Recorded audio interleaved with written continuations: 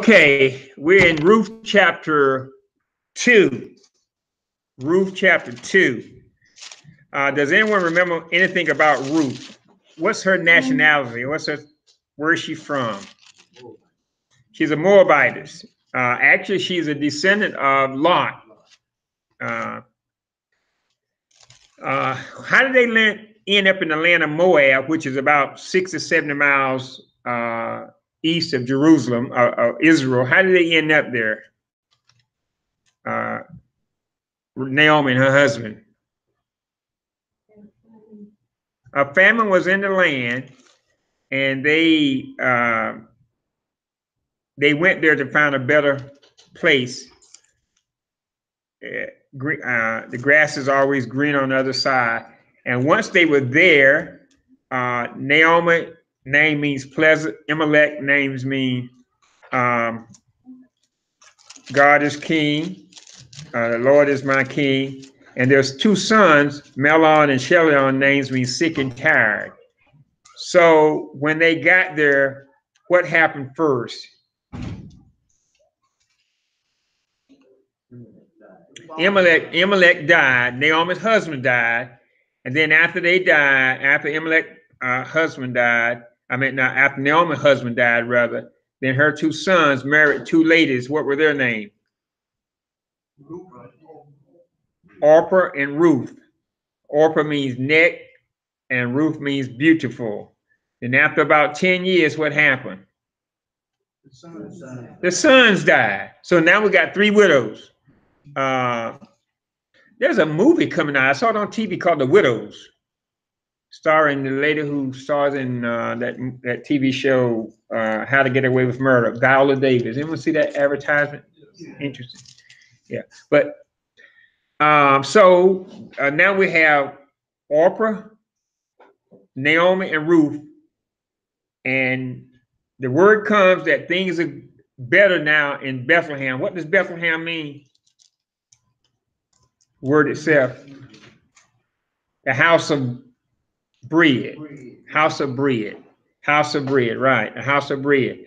And so they found out that things were better in Bethlehem. So they went back to, they started back to Bethlehem. And Naomi tries to persuade them to go back, Ruth and Orpah, to their own home. But they did not want to initially. But then after a while, Orpah went back, but Ruth decided to stay because she said in verse 17, where you die, I will die. In verse 16, your people shall be my people and your God, my God. So now Ruth and Naomi starts their track going to Bethlehem, just the two women. When they get there, Naomi comes into town with Ruth, with probably just the clothes on her back, maybe probably not riding anything, just looking older than she was before she left. And the women say to each other, is this Naomi? Almost as if the years have taken their toll. And Naomi says, don't call me Naomi, call me what? Mara, which means bitter. I am bitter. I feel bitter. I don't feel like I can sweeten anybody's pot. I look bitter. And then she claims that God has been tough on her because maybe they're leaving the house of bread. By the way, when God has you where he wants you to be in Bethlehem and things don't go right, you got to hang in there. You got to stand still. The Bible says stand still, be still, sit still. You just got to hang in there when things don't go right. Be still and know. Stand, and when you can't stand no more, continue to stand. So if you're in the right place, if you're in the right marriage, God has you there. If you're in the right job, God has you there. You're in the right church, God has you there. You got to just be still and know. And you have to figure that out. A lot of people hop from marriage to marriage. A lot of people hop from church to church. A lot of people hop from job to job because the spouses don't understand them, the church members don't understand it, and the people at their jobs don't like them. But not always the case, is it? In chapter 1, verse 22, we find out that when they arrived in Bethlehem, it was the barley harvest season, probably about April, May, maybe somewhere in that time frame, when things were beginning to harvest. They were beginning to gather in some of the grain. Ruth probably takes place maybe in the first part of the book of Judges. It's a bright spot. According to Matthew, Boaz's mother was Rahab. Rahab was the woman who at Jericho he had despised. She was initially introduced to us as a prostitute who converted. And so Ruth mother-in-law is Rahab and Naomi. That's interesting. Now, as we're going to find out, Boaz is considerably older than Ruth. I just saw in the 2 days ago where this 73-year-old guy married this 73-year-old guy married this 24-year-old woman. I'm gonna see that some movie star. They look good together too. Yeah. Who? Clint Eastwood, yeah, and others. And so Boaz may be his 70s and Ruth in her 20s. Because Boaz is quite considerably older. So some women say age doesn't count, does it?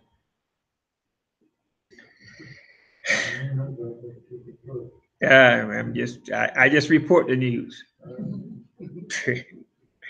I'm not like Fox, fair and unbalanced. So in chapter 2 we began. Ruth chapter 2. My brother in Seattle, Washington is looking in. Boy, it's nice to have money. And Neil ain't up there having fun. Okay. Anyway, hope you have a good trip back. Now, Naomi had a kinsman of her husband, a great man of wealth. Now, we're introduced to Boaz. We're just introduced to him, and we see that he was a great man. I mean, a very popular man, and he had a lot of money. And he was related to Naomi's husband, Elimelech. His name was Boaz. That word Boaz means strength. In the temple, I said in King Solomon temple, they have 2 pillars, one called Joachim, and one called Boaz. Joachim, the Masons know that it means establish, and then the other means strength. So God establishes us and he holds up by his strength. Now we are told also that Boaz is a type of Christ. That is, he's a shadow of Christ in the Old Testament. And now we go back to the story of Ruth. And Ruth, the Moabitess, and the author wants us to remember that Ruth was a Moabitess. It keeps saying that as if a Moabitess had an incestuous beginning. But the author keeps referring us to Ruth as a Moabitess. If she's a type of Christ, we are what? Sinners. Yeah, we were born in sin, as David says. So we should never forget that we are what? Sinners saved by grace. We should never forget that. When Christians get holy and think they're better than and holier than, almost next to God, that's when they're in trouble. You always remember that you are what? You are sinners saved by grace. And the author just, every chance to get, Ruth the Moabitess. Born of incestuous relationship. You know, like we want to dehumanize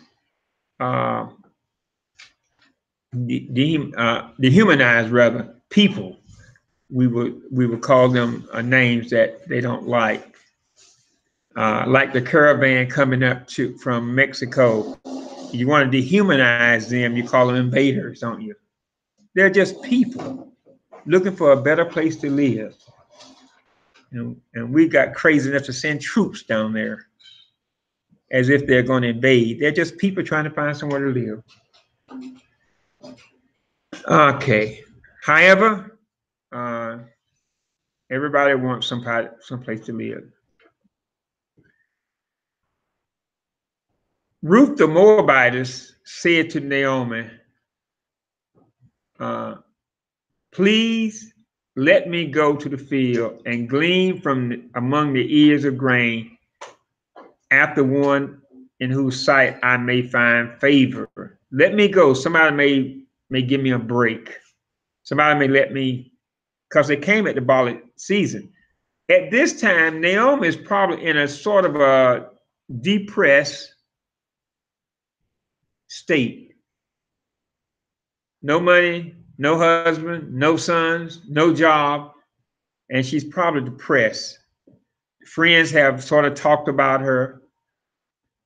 And so Ruth said, let me go. Maybe I can find somebody to help us out. And Naomi said in a very contrite voice, probably, go, my daughter. She doesn't call her daughter-in-law. She now attached her as daughter. Whenever you go from daughter-in-law to daughter, the relationship has changed. If your mother-in-law calls you daughter or son, you know you have arrived. If they said, that's my son-in-law, then you got some ways to go. But if she says, that's my daughter, come on in. So anybody mother-in-law still call son-in-law? You haven't gotten there yet. If you still call your daughter-in-law, y'all haven't gotten there yet. I didn't lose a son, I gained a daughter, not daughter-in-law. Anyway, you got to work on something you haven't got there yet. Ruth changes from daughter-in-law to daughter. She's arrived. And Ruth's status changes. And she, in verse 3, she departed and went and gleaned in the field after the reapers. And she happened, this is God working in the background, she just happened to come to the portion of the field belonging to Boaz. By accident? Of course not. God's what we call providence. He's laying out things. God working behind the scene. Predestination, providence. God is working things out. When Jesus was born in Bethlehem, then the Caesar decided to have a taxes, and he said everybody who has to go back to their own home to pay their taxes. Well, the Bible has said that Jesus was going to be born in Bethlehem, and so was it a coincidence that Mary and Joseph had to go back to Bethlehem, or was that something that God orchestrated? God orchestrated it, yeah. And so in your life, you got that job or that spouse or those children because God orchestrated it. Things don't just happen to Christians. God is behind it. That's something you can always understand. That's why when you in a car accident or something, you say, thank the Lord, God was there with you or something. Verse 4, chapter 2. Now Boaz came from Bethlehem and said to the reapers, may the Lord be with you. And they said to him, may the Lord bless you. Now Boaz has people employed, has employees. And he goes to the lowest of the low, those who are in the field. And he greets them with what?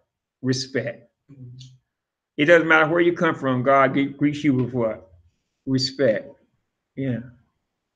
Boaz reminds you of Bill Cartwright, as we're going to see. He always greeted his Bill Cartwright on bananas. They very seldom had field hands. It's just the boys did the work. You went to the bunkhouse, you may see one or two. But anyway, so Boaz shows respect. He goes to the people who are reapers. So Jesus is no respecter of what? Persons. And we shouldn't be respected of persons. But some of us, sometimes, if a person has a higher rank, a higher status, higher money, we tend to elevate them. And a person has a lower rank, less money, we tend to what? Devalue them. But we should treat everybody what? In Christ, there is neither male nor female, Jew or Gentile, Mexican or Latino or black or anything else. Native American. We're all the same in God's eyesight. And your behavior may be different. I'm not talking about behavior. Then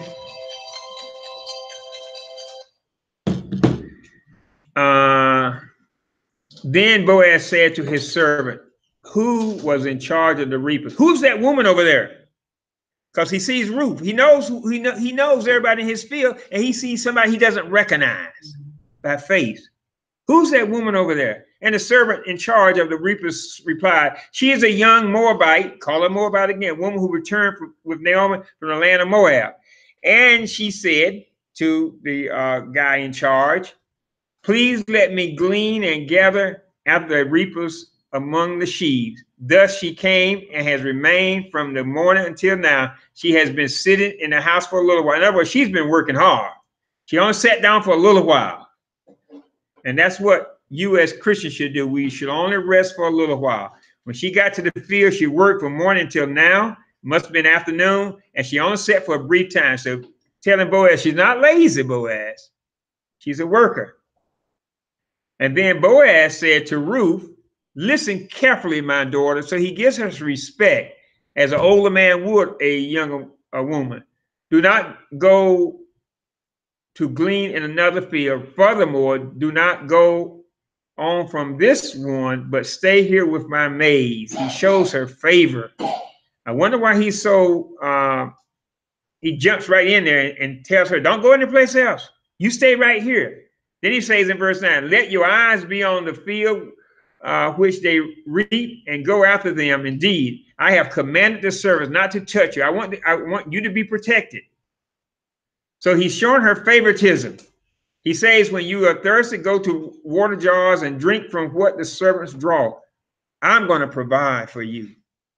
Why is Boaz so friendly to Ruth? She fell on her face, verse 10, to the ground. Why have I found favor in your sight that you should take notice of me, since I'm a foreigner, I'm an invader? Why have you noticed me? Go back to verse 2. When Ruth left Naomi's house, she said, please let me go to the field and glean among the ears of grain after one in whose sight I may find favor. So she's sort of praying in a sense that I may find favor. And she has found favor. When you expect things, good things will happen. If you leave home in the morning thinking it's going to be a lousy day, it's going to be a lousy, it probably will be a lousy day. If you leave home in the morning and think, oh, it's going to be a great day, happy do our day, it's probably a great day. So your attitude produces your day. Anyone ever leave home in the morning and say, oh, it's going to be a terrible day? I might as well just did it. Yeah. Yeah. You got to say, get up every morning. Thank God.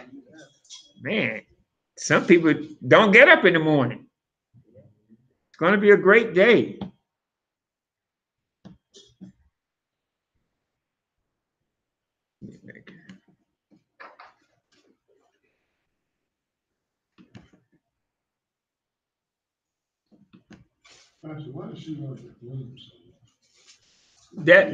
That's getting grain, getting meal, the grain to make bread. The grain they were getting grain like remember what's that show, Long Ranger years ago, and they had the wheat fields of grain, make bread. Gleaning, yes, picking up. It's almost like if you were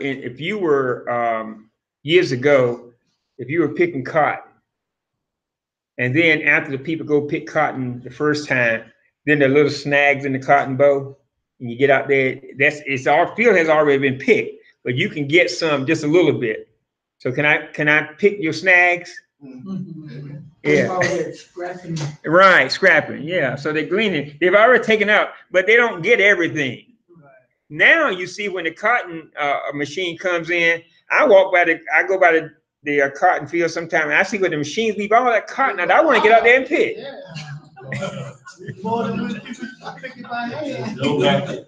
Yeah, because they leaving so much out there. Back in the old days, right, Brother Harvey? You didn't leave no cotton out no bowls. Yeah. I never felt that emotion to go picking it up because they left it in there, man. Look, if you want to we don't ain't cotton. Right, yeah. Yeah, after they pick the corn, you go get what they leave. Yeah. That's the straps. That's it. You go pick that cotton. There's a little bit out there. You go, your hand be bleeding, but who cares? But you don't know anything about that, do you? When I was coming along, when you went to glean the fields, whatever the fruit was, it was part of the income that you had then. Yeah, yeah. They had all sorts of ways to keep Miss Stewart. You don't know anything about that, do you? They had all sorts of ways to keep us that broke, and so that's what she was doing, getting the leftovers. And that's what the Bible said too in the book of Numbers. It said that when you get to the land, don't take everything out the field. Leave some for the poor people. That's God's way of helping out the poor. The Bible speaks of that too, and that just shows that. And that's what they did. So verse 11, when Ruth said, "Why are you being so nice to me?" Boaz says to her, this is why Boaz was nice to Ruth. All that you have done for your mother-in-law and the death of your husband has been reported to me. Small what? Small village. And how you left your father and your mother and land of your birth and came to a people that you did not previously know. And so Boaz was saying, boy, you got a reputation, Ruth. You have done, and everybody knows. And so he's been nice to her because of what he heard that she had done. When we do good deeds, you can expect some good things from God. You can expect favor from God. May the Lord reward you, he says in verse 12, your work and your wages are full from the land, the God of Israel, under whose wings have you seek refuge. Under wings has an idea of God protecting you. It has the idea of God giving you a shelter. It has the idea of God giving you a place to stay. It has the idea of God marrying you. We're going to see that in a little bit. Under wings, under shelter, under cover. You don't go under cover with anyone unless it's your spouse. So it has that idea. And we'll see that later on. Verse 13. Then she said, I have found favor in your sight, my Lord, for you have comforted me, or you have seen my heart. She says, you have seen my heart. You know what I need. And that's another thing about God. God sees your heart even before you ask him for what you need. And she said, you have seen my heart. The idea is that God can look in and he knows what your needs are before you even ask. And indeed have spoken kindly to your maidservant, though I am not one of your maidservants. You've spoken kind to me, though I'm not one of yours. Well, Jesus came into his own, the Jews, but they didn't receive him, so he went into the uttermost parts of the world. Verse 14, at mealtime, now it's mealtime, Boaz said to her, it might have been mealtime, it might have been evening time, but come here that you may eat of the bread and dip your piece of bread in the vinegar. So Boaz invites Ruth to his table, and he gives her bread and vinegar, or bread and wine. Vinegar is nothing but wine that's gone sour. So he gives us bread and wine. Who else gives us bread and wine at his table? What we call it what? Communion. Bread and wine. his body and his bread. Jesus' disciples were at the upper room. This is my body. This is my blood. And so Boaz then is the type of Jesus, letting Ruth, type of the church, sit at the table. And he served her roasted grain, and she ate and was satisfied. When God feeds you, you're not going to get up from the table still hungry. And if you get in the Bible and you are still hungry in terms of your problems and you haven't stayed there long enough, you need to go back and eat some more. When they arose to go glean, Boaz commanded his servant, saying, let her glean even among the sheaves. Do not insult her. Don't mess with her, because she was a young woman and she was up for the grabs. When we get to chapter 3, we're going to find out that Boaz is going to say something like this. Why are you choosing me? All these young bucks around here. I'm 70-some years old. We should choose one of them. He's going to be surprised when she proposes to him. But that's ahead of the story, isn't it? So, verse 16, you shall purposely pull out for her some grain from bundles and leave it, and she may glean, and do not rebuke her. So he tells his men to take care of Ruth. And so when evening, so she gleaned in the field until evening. Then she beat out what she had gleaned, and it was about an ephah of barley. Some people say about 30 pounds. 30 pounds. And when she had all that all happened in one day. By the way, when she left home, Naomi was in depression or distress, or had no kind of desire to carry on. But now Ruth is coming back after one day, and she took it and went into the city, and her mother-in-law saw that she had gleaned, and she also took it out and gave Naomi what she had left after she was satisfied. So when Boaz gave Ruth something to eat for lunch, Ruth saved some and gave it to Naomi. That was a movie one time. I can't think of the name of it. It was a movie about black actors, and they asked the girl or the boy, I'm not sure which one, asked the woman, how do you know when someone loves you? Remember that movie? Might have been something. And she said, if there's only one piece of cake left, if he gives it to you, then he loves you. Or she gives it to you. Anyway, so they were eating, and there's one piece of cake left. And the camera just zeroed in on the cake. And everybody's wondering what she's going to do. And she did like this. Or he, I can't remember what man. And she gave it. And he said, that's right. I know you love me. Okay, there was another movie then. Where this kid asked, how can you, I think this is Bronx Tale. How do you know? And the guy said, well, when you let your girl in the car and she reaches over and unlocks your door, she loves you. Yeah, I remember that. Y'all don't watch romantic movies? Yeah, yeah. And then he got back there, he let her in, and he walked slowly. He was watching, and she reached over and opened the door. Yeah. I tried it on the first lady. She locked it. I'm just joking. But if they reach over and unlock the door, that's TV, obviously. But you know, you don't remember that, Brother Harvey? I don't know that. Yeah. Anyway, that's how you get there. But so what Naomi, I mean, what Ruth does is she saves some of her meal for Naomi, because Naomi's home hungry. And rather than going home and have to cook the bread that she gleaned, she just saves some of the stuff that you already prepared. That's what a daughter does, isn't it? Not what a daughter-in-law does. A daughter-in-law will go home and let me cook you something. A daughter says, let me bring you something. I don't know. I'm just joking here. So her mother-in-law then said to her, where did you glean today? And where did you work? And maybe who took notice of you? Be blessed. So she said, well, somebody must have been good to you.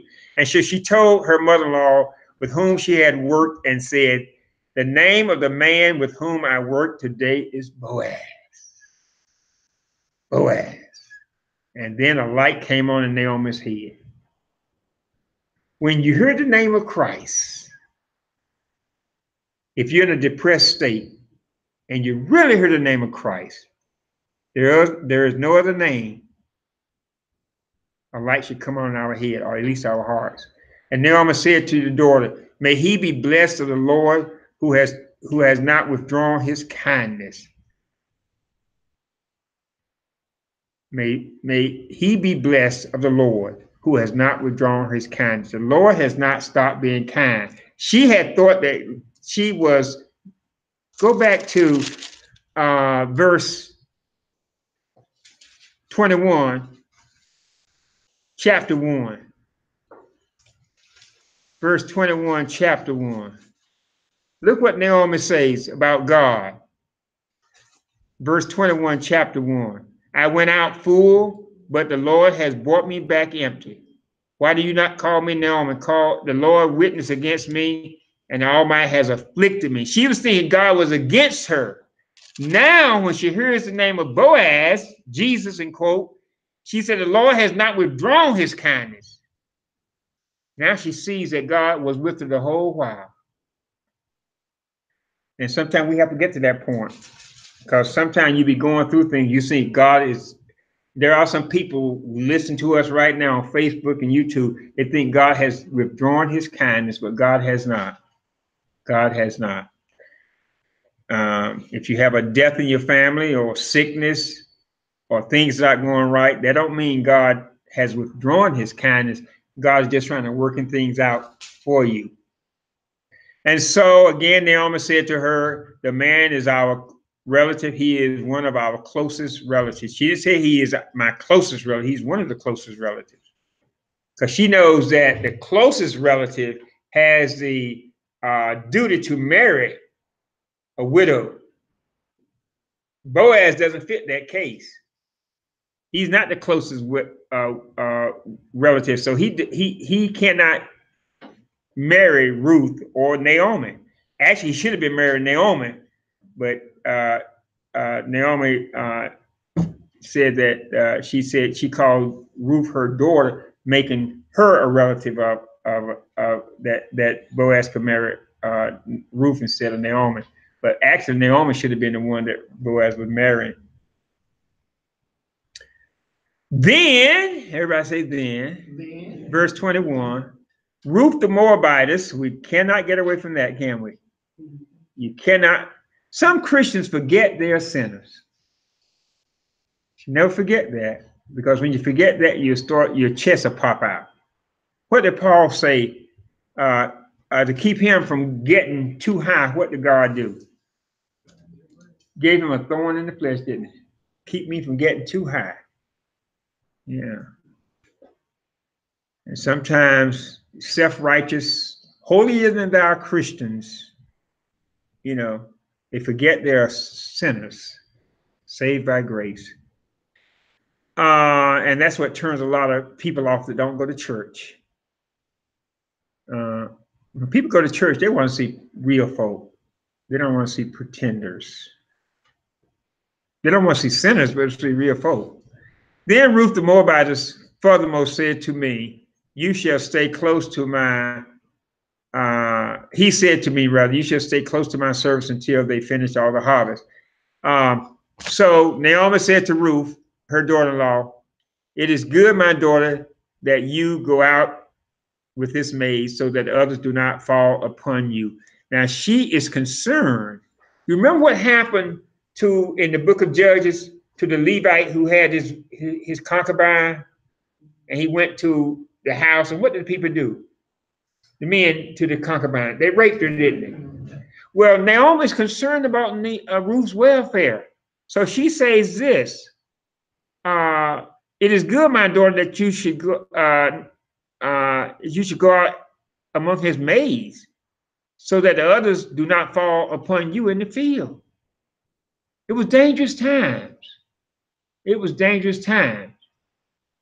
And the analogy would be if Ruth go out in the field and she's not protected by the maids who are the angels, then she could be assaulted. Well, the Bible says this: you and I, as Christians, there is a roaring lion seeking whom he may devour. And how can we stay from being attacked by the roaring lion? By staying around who? In fellowship. The same analogy. Staying in fellowship. When people stray away from the pack, that's when the animal, a lion doesn't attack the herd. The lion attacks the one who has strayed from the herd. They never attack the herd. You don't see a lion going up in a, no, he wouldn't do that. And so Satan usually, he attacks the Christians who have fallen away. You know, I can't go to church. I don't want to sing on the choir tomorrow. I don't want to, you know, whatever they do, they sort of pull back. That's who he attacks. And somebody in that condition, well, I don't know why I'm being attacked. Well, you strayed away from the herd. And so Naomi tells Ruth, you good that you stay with those maids. Because if you don't, the people of Benjamin, they told the Levite, come on out. We want to have a homosexual relationship with you. And the Levite said, no. The man said, take my daughter and take my concubine. It was evil times. It wasn't a good time. This is the time that Ruth lived in. Evil times. But there were good people during evil times right there.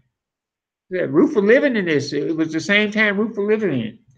But God can protect you no matter what time zone you live in. He's trying to get the little mile off the wall. Yeah, exactly. Yeah. So somebody said, well, there has always been evil in the world. Jesus never said, Lord, take him out of the world. He says what? Give him strength to overcome the world. Yeah. So when you look at, if you're looking to be taken out of your problems, yes, I would like not to have hospitals and graveyards, but there are hospitals and graveyards. They ain't going away until Christ comes again. The last verse then, so Boaz, so she stayed, this is Ruth, so she stayed close by the maids of Boaz. She stayed close by Boaz. So in this case, Boaz's maids would be the angels of God, so to speak, in order to glean until the end of the barley harvest and the wheat harvest. And she lived with her mother-in-law. Now she stayed and she worked until maybe 4 or 5 months. And when the barley harvest has ended and there was no more work to get, and they knew that at this time, when it's coming, what we're going to do. So Naomi now that she has her new inspiration, she comes up with an idea to make sure that they have security for the rest of their lives. Because the barley harvest is ended. And so now, for the next several months, what are we going to do? Well, now Naomi puts on her either her hat of tricks or heart of wisdom. Which one? She comes up with a scheme. She comes up with a scheme. Well, we'll see that next week. Yeah, and so if you got to be wise. So what she does is she says, and look at verse 1 of chapter 3, and I'll stop there. She says to my daughter Naomi, her mother-in-law said to her, my daughter, I will not seek security for you, or I need to seek shelter for you. I need to seek, there's some Bible says shelter, security, rest, a home. Yeah. I got to find something for you because the barley harvest is in it. That was good, but you got to have something permanent. Actually, the correct word is, I got to seek a husband for you. That's what my Bible said. Master Henry said, settlement in the marriage state. Yeah. Seek security, and that's what you want to do. You got to have something, and everybody has to have rest. So that's what the sermon Sunday is: how to find rest. actually, literally, it says, I gotta find you rest, somewhere you can rest your head for the rest of your life. And everybody's looking for rest or peace of mind. So the sermon Sunday is coming from verse 3, how to find rest in the middle of the storm. Because Judges was a storm, wasn't it? Yeah. And the barley harvest, it was gone. The wheat had gone. And when you've done all you can do, she worked in the fields for 4 months. She's done all she can do. And when you've done all you can do, how do you find rest? That's where you depend on who? Boaz or God. Okay, questions? Yeah, I got a question. In verse 20, my Bible says when Naomi was telling Ruth that man is our close relative, the Bible was saying he is one of our kinsmen redeemers. What is that? Kinsman Redeemer, it was not kinsman, it's kinsman. Kinsman. Kinsman. Okay. In the Bible, Redeemer means relative. I mean, kinsman means relative. Redeemer means to purchase or to buy. So in the Bible, it speaks of when someone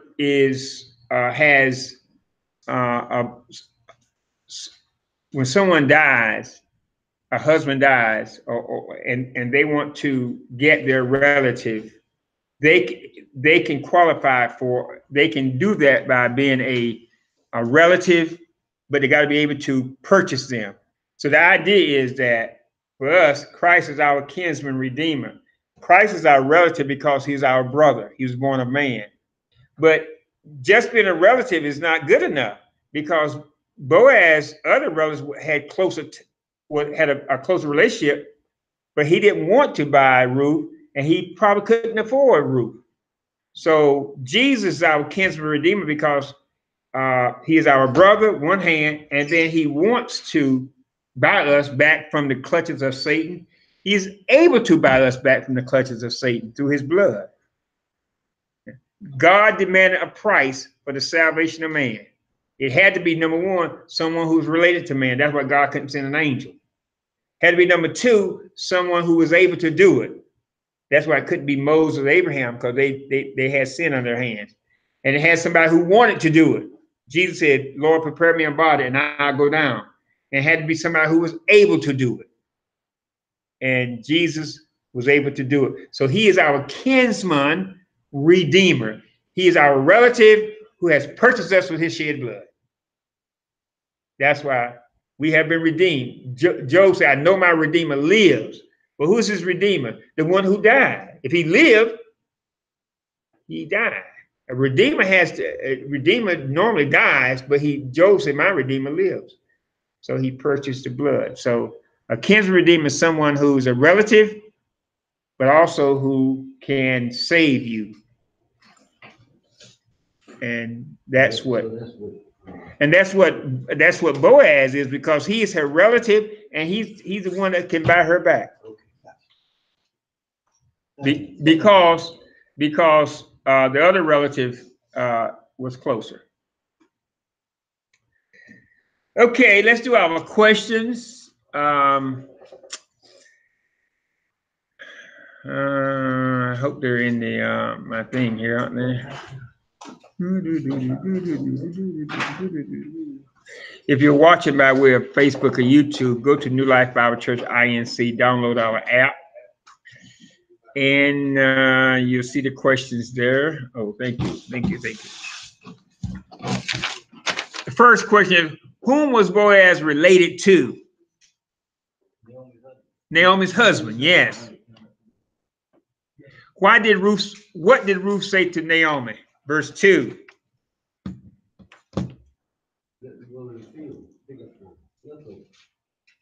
Yeah, let me go out and see if I can find something for us to eat.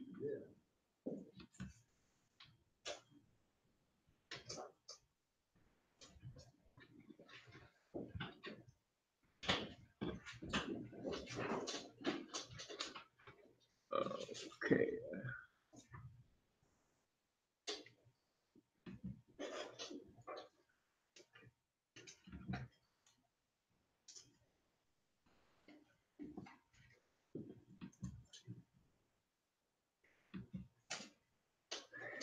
Question number 3, how was Ruth directed to this field in Bethlehem that Boaz owned? How was she directed?